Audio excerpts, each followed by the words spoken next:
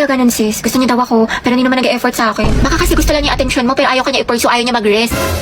Dahil don't settle for less, sabi nga nila, action speaks louder than words. Ano pang silbi ng mga mabubulaklak na salita kung wala namang kaakibat na gawa? Galing, Taina. Ano? Taray, te, ang galing mo. Kaya tinag-away na naman kami ni Lucas. What if mag-break na lang kami? Baliw normal lang tayo mag-away sa relasyon. Pero hindi, ang hiwalayan ang solusyon. May mga problema kayo or misunderstandings. Pag-usapan nyo mga te, communication is the key. Kasi at the end of the day, kahit anong pagsubok dumating sa inyo, kung mahal nyo ang isa't isa, pipiliin nyo ang isa't isa.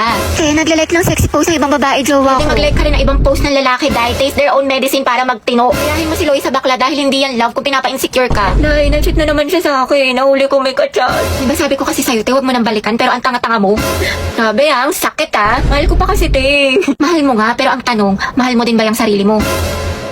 Self-love kailangan mo, te. Ang ganda-ganda mo naman, ang tali-talino, pero pag sa pag-ibig, napakasyunga. Yes, galing. Know your worth, te. You deserve better. Sobrang helpful mo, te. True, dami mo na siguro experience. Wala pa nga eh. Sana nga, meron. Angelo, galaw-galaw.